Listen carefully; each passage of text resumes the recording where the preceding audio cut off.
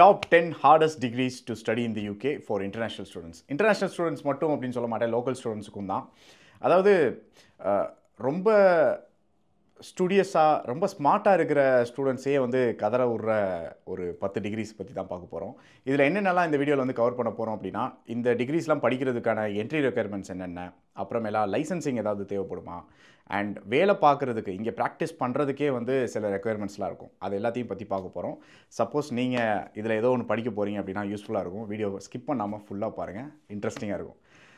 நான் உங்கள் மதுரைக்காரன் விஜய், பிரிட்டன்லேருந்து. உங்கள் எல்லாருக்கும் தெரியும், I am the founder of PM global careers, world's first professional community based study abroad consultancy run in the UK.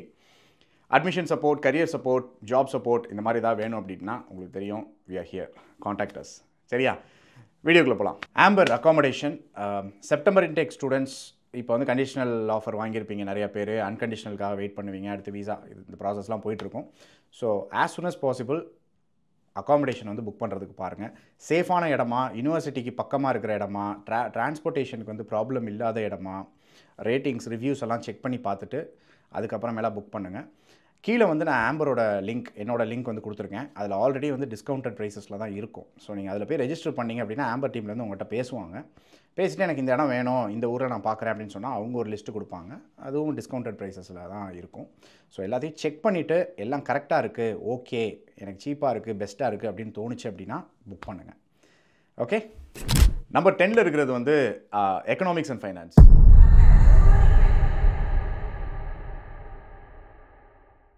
உங்களுக்கே தெரியும், யூகே வந்து எக்கனாமிக்ஸ், ஃபைனான்ஸ், அப்புறமேலா பேங்கிங், இது எல்லாத்துக்கும் ஒன் ஆஃப் த என்ன சொல்கிறது டாப் இண்டஸ்ட்ரீஸ் இந்த யூகே, இந்த இண்டஸ்ட்ரீஸ் எல்லாமே. அண்ட் இது படிக்கணும் அப்படின்னா எக்ஸ்ட்ராடினரியாக மேக்ஸ், ஸ்டாட்டிஸ்டிக்கல் ஸ்கில்ஸ், அப்புறமேலா ஃபைனான்ஷியல் சிஸ்டம்ஸ் பற்றி தெரிஞ்சிருக்கணும். இந்த மாதிரி விஷயங்கள்லாம் இருக்குன்னு வச்சுக்கோங்களேன். ஸோ இது வந்து 10th பிளேஸில் இருக்குது. அண்ட் இது வந்து இங்கே படிக்கணும் அப்படின்னா டாப் யூனிவர்சிட்டிஸில் படிக்கணும், நல்ல யூனிவர்சிட்டிஸில், நல்ல அக்ரெடிட்டேஷன் இருக்கிற யூனிவர்சிட்டிஸில் படிக்கணும் அப்படின்னா கண்டிப்பாக 85%க்கு மேலே எக்ஸ்பெக்ட் பண்ணுவாங்க. அதுக்கப்புறம் இருக்கிற யூனிவர்சிட்டிஸ் வந்து இட் டிபெண்ட்ஸ். சரி, அது வந்து நம்ம பேசலாம் அட்மிஷன் ப்ராசஸ் அப்போ. பட் இங்கே நீங்கள் படித்து முடிச்சதுக்கப்புறமேலா ப்ராக்டிஸ் பண்ணணும் அப்படின்னா, அதாவது ப்ராப்பராக ப்ராக்டிஸ் பண்ணணும், சரியான பொசிஷனில் ப்ராக்டிஸ் பண்ணணும் அப்படின்னா ஏசிஏ இல்லை சிஎஃப்ஏ இந்த மாதிரி லைசன்சஸ் இதெல்லாம் வந்து நீங்கள் எடுத்து வச்சுருக்கணும். இதெல்லாம் எடுத்து வச்சிங்க அப்படின்னா சேலரி வந்து சூப்பர் டூப்பர் சேலரி. என்னடா அவ்வளோ ஈஸியாக இது படிச்சுட்டு இதெல்லாம் முடிச்சுட்டா வேலை கிடச்சிருமா அப்படின்னா, இவ்வளோ சேலரி கொடுக்குறது, இவ்வளோ காம்படிஷன் இருக்கிறது அப்படின்னாலே தெரியும்ல. It is highly highly highly competitive. Number 9ல் இருக்கிறது வந்து ஃபார்மசி.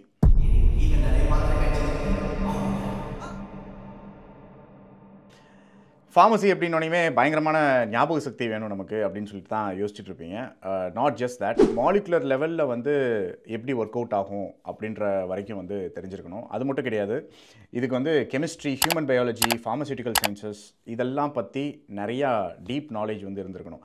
நிறைய ஜாப்ஸ் வந்து இது ரிலேட்டடாக ஒர்க் பண்ணணும் அப்படின்னா எம்ஃபார்ம் வந்து டெஃபினட்டாக கேட்பாங்க. அண்ட் தென் இங்கே ப்ராக்டிஸ் பண்ணணும் அப்படின்னா ஜிபிஹெச்சின்னு சொல்லுவாங்க, ஜென்ரல் ஃபார்மசியூட்டிக்கல் கவுன்சில் அப்படின்னு சொல்லி. ஸோ அதில் ரெஜிஸ்ட்ரேஷனும் வந்து முடிச்சு வச்சுருக்கணும். அது முடிச்சிருந்தா தான் இந்த நாட்டில் வந்து ஒர்க் பண்ண முடியும். Again one of the highly competitive jobs. And அவ்வளோ நிறைய பேர் வந்து எடுத்து படிக்கிறதும் கிடையாது, அவ்வளோ கஷ்டமாக இருக்குது அப்படின்றதுனாலையும் கூட. நம்பர் 8ல் இருக்கிறது வந்து நர்சிங் அண்ட் மிட்வைஃபரி.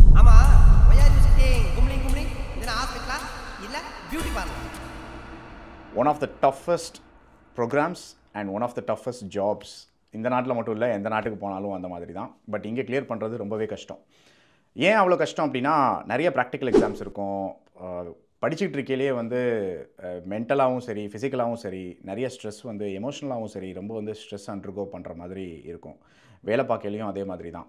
அதே மாதிரி வேலைக்கு போகையில் லாங் ஹவர்ஸ் அண்ட் உள்ளே வந்து கான்ஸ்டண்ட்டாக வந்து ஸ்ட்ரெஸ்லேயே இருக்க மாதிரி தான் இந்த ஜாப்ஸ்லாம் இருக்கும். Highly paid. இனிஷியலாக இல்லை அப்படின்னாலுமே ஒரு 2-3 இயர்ஸில் வந்து நல்லாவே பே வாங்கக்கூடிய ஒரு ஜாப் தான் வச்சுக்கோங்களேன். அண்ட் இந்த நாட்டில் ப்ராக்டிஸ் பண்ணணும் அப்படின்னா என்ன தான் இங்கே படிச்சிருந்தாலும், மாஸ்டர்ஸ் படிச்சிருந்தாலும் என்எம்சி ரெஜிஸ்ட்ரேஷன் வந்து இங்கே கிளியர் பண்ணியிருந்திருக்கணும். நர்சிங் அண்ட் மிட்வைஃபரி கவுன்சிலில் வந்து ரெஜிஸ்ட்ரேஷன் முடிச்சிருக்கணும். அந்த ரெஜிஸ்ட்ரேஷன் முடிக்கிறதுக்கு ஆஸ்கி எக்ஸாம், சிபிடி எக்ஸாம் சொல்லுவாங்க, அதுக்கப்புறமேல ஆஸ்கி எக்ஸாம், இது எல்லாமே ப்ராக்டிக்கலாக இருக்கும். ஸோ ரொம்ப ரொம்ப ரொம்ப ரொம்ப கஷ்டம் தான். இதெல்லாம் ஃபினிஷ் பண்ணி முடிச்சு வந்தாலும் வேலை பார்க்குறதும் ரொம்ப கஷ்டம் தான் நான் சொன்ன மாதிரி. அதனால தான் இது one of the hardest jobs. Number 7ல் இருக்கிறது வந்து ஆக்சுவரியல் சயின்சஸ். மேக்ஸ் பிடிக்கல அப்படின்னா இந்த பக்கம் திரும்பி கூட பார்த்துடாதீங்க, அவ்வளோ கஷ்டமான ஒரு ப்ரோக்ராம் தான்.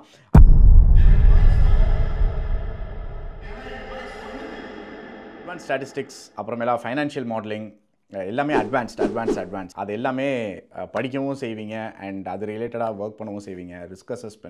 அட்வான்ஸ் ரிஸ்க் அசஸ்மெண்ட்ஸ்லாம் வந்து பண்ண வேண்டியது இருக்கும். அண்ட் அதோட இதாக கஷ்டமான ஒரு விஷயம் என்ன அப்படின்னா, படித்து முடிச்சுட்டு ஒர்க் பண்ணுறதுக்கு முன்னாடி எக்கச்சக்கமான எக்ஸாம்ஸ் வந்து கிளியர் பண்ணணும். இந்த நாட்டில் வந்து இன்ஸ்டிடியூட் ஆஃப் ஆக்சுவரிஸ் அப்படின்னு இருக்குது. அதில் நிறைய எக்ஸாம்ஸ் வந்து பாஸ் பண்ணணும். அதெல்லாம் பாஸ் பண்ணால் தான் ஆக்சுவரியாக ஒர்க் பண்ண முடியும்னு வச்சுக்கோங்களேன். நம்பர் 6ல் இருக்கிறது வந்து வெட்னரி மெடிசன். இதுவும் மெடிசன் தான், ஆனால் அதாவது அனிமல்ஸுக்காக மெடிசன் வந்து படிக்கிறது.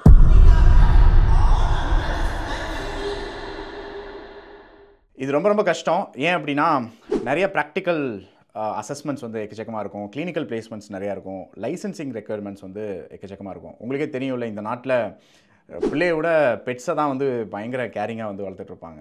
ஸோ இதுக்கு ஆப்பர்ச்சுனிட்டிஸும் எக்கச்சக்கமாக இருக்குது. ப்ரைவேட் கிளினிக்ஸ் அது இதுன்னு சொல்லிட்டு இங்கே நிறையா இருக்குது பெட் கிளினிக்ஸ்லாம். அண்ட் இது வந்து இங்கே நம்ம ப்ராக்டிஸ் பண்ணணும், இந்த நாட்டில் ப்ராக்டிஸ் பண்ணணும் அப்படின்னா Royal College of Veterinary Surgeons அப்படின்னு சொல்லிட்டு இருக்கிற ஒரு பாடியில் ரெஜிஸ்ட்ரேஷன் முடிச்சிருக்கணும். அது முடிச்சிருந்தால் தான் இங்கே வந்து ப்ராக்டிஸ் பண்ண முடியும். Again one of the toughest programs and toughest jobs. Number 5 வந்து நம்ம ஏரியா. ஏன்னா நம்ம ஏரியா அப்படின்னா நம்ம ஊரில் முக்கால்வாசி பயிலுக வந்து இன்ஜினியரிங் தானே படிச்சுட்டு இருக்கிறாங்க. இன்ஜினியரிங் படிச்சுட்டு என்ன வேலைக்கு போகிறோன்னே தெரியாமல் ஆனால் இன்ஜினியரிங் மட்டும் படிச்சுட்டு போயிடுவோம். அந்த மாதிரி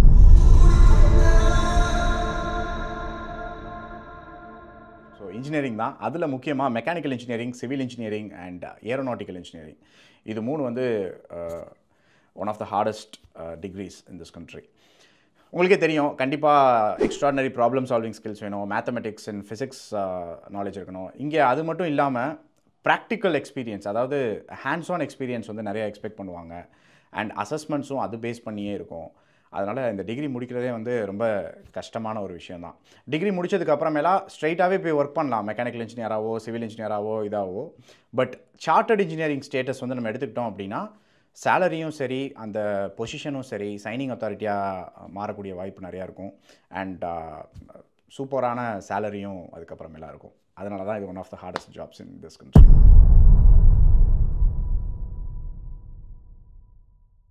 நம்பர் 3ல் இருக்கிறது வந்து என்னன்னு யோசிங்க. சாரி, எனக்கு தெரியாது. லா.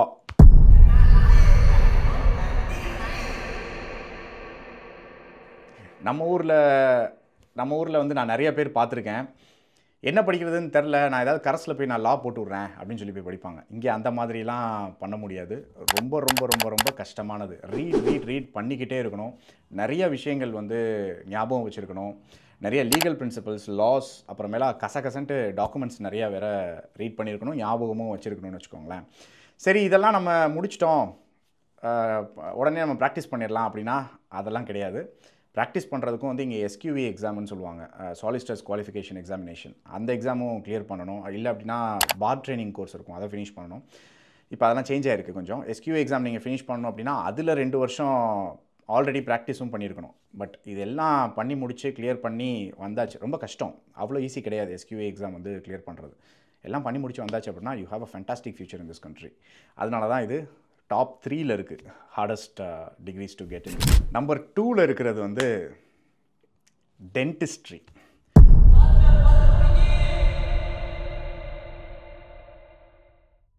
இந்த நாட்டில் வந்து one of the highly demanding ஜாப்ஸில் ஒன்றும் கூட.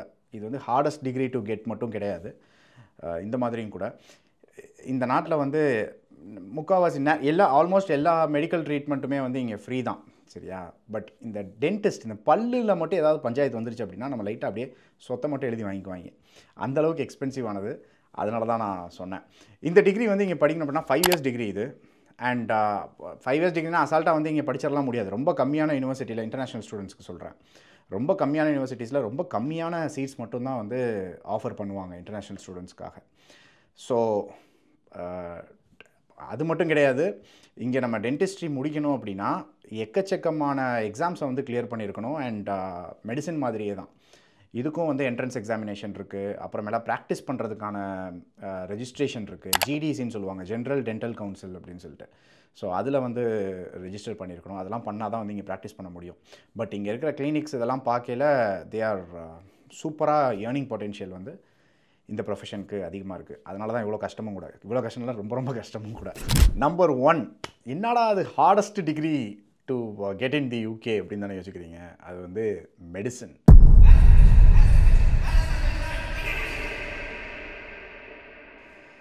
எஸ், நம்ம ஊர் கிடையாது, உலகத்தில் எல்லா நாட்டிலையுமே கஷ்டமான டிகிரி வந்து மெடிசினை தான் வந்து சொல்லுவாங்க. அதே மாதிரி தான் இங்கேயும்.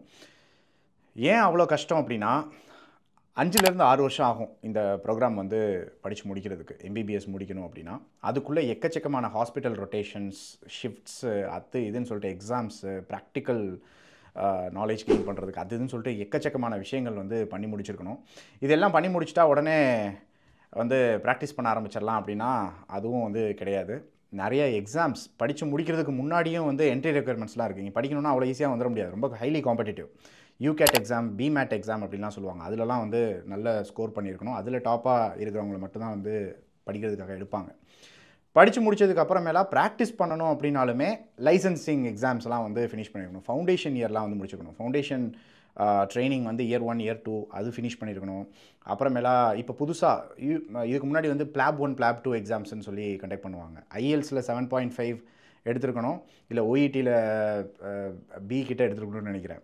ஸோ அதை வந்து இப்போ சேஞ்ச் பண்ணி இங்கிலீஷ் லாங்குவேஜ் வந்து முடிச்சிருக்கணும். ப்ளஸ் யூகே எம்எல்ஏ அப்படின்னு சொல்கிறாங்க, மெடிக்கல் லைசன்சிங் எக்ஸாம் அப்படின்னு சொல்லி, அந்த எக்ஸாமை வந்து கிளியர் பண்ணியிருக்கணும். அதெல்லாம் கிளியர் பண்ணி முடிச்சதுக்கப்புறமேல ஜென்ரல் மெடிக்கல் கவுன்சிலில் ரெஜிஸ்ட்ரேஷன் ஃபினிஷ் பண்ணியிருக்கணும். சொல்லலே தலை சுற்றுதில்ல. இதுக்கப்புறமும் இங்கே சேலரின்னு பார்த்தீங்க அப்படின்னா ஸ்டார்டிங் சேலரி நீங்கள் நினைக்கிற அளவுக்கு சூப்பராக அப்படின்லாம் கிடையாது. கொஞ்சம் வருஷம் ஒர்க் பண்ணணும். ஒர்க் பண்ணதுக்கப்புறமேல கன்சல்டன்ட் ஆக போகிற சமயத்துலாம் வந்து சேலரி எல்லாமே வந்து எக்ஸ்ட்ராடினரியாக இருக்கும் இந்த நாட்டில்.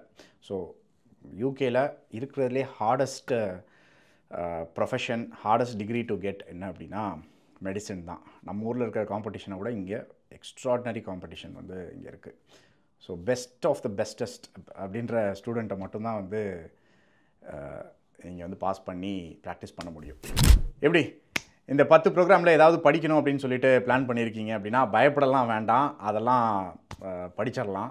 கஷ்டம் தான், எஸ், பட் ஸ்டில் மக்கள் படிச்சுட்டு தான் இருக்கிறாங்க, பாஸ் பண்ணிட்டு தான் இருக்கிறாங்க, ஒர்க் பண்ணிட்டு தான் இருக்கிறாங்க. ஸோ நம்மளும் பண்ணிட முடியும். இது ரிலேட்டடாக படிக்கணும், இதில் வந்து நல்ல யூனிவர்சிட்டிஸில் போய் நம்ம படிக்கணும் அப்படின்னு நினச்சிங்க, அண்ட் அதோட அட்மிஷன் ப்ராசஸ், வீசா, இங்கே வந்ததுக்கப்புறமேலா கெரியர் சப்போர்ட் இதெல்லாம் வேணும்னு நினச்சிங்க அப்படின்னா பிஎம் குளோபல் கரியர்ஸ் என் டீமை காண்டாக்ட் பண்ணுங்கள். என்கிட்ட பர்சனலைஸ்ட் 1-to-1 கவுன்சிலிங் வேணும் அப்படின்னாலுமே அவங்ககிட்ட சொல்லி புக் பண்ணுங்கள். We can sit down and choose எந்த யூனிவர்சிட்டி அண்ட் இந்த ப்ரோக்ராம் சரியா, நீங்கள் யூகே வரலாமா வேண்டாமா, அந்த மாதிரி எல்லா டிஸ்கஷன்ஸுமே வந்து வி கேன் ஹேவ். ஓகே, எப்பயும் சொல்கிறது தான், சந்தோஷமாக இருங்க, சிரிச்சிட்டே இருங்க, சேஃபாக இருங்க, நல்லா சாப்பிட்டு தமிழில் பேசுங்க. அடுத்த வீடியோவில் வந்து மீட் பண்ணுறேன். நன்றி, வணக்கம்.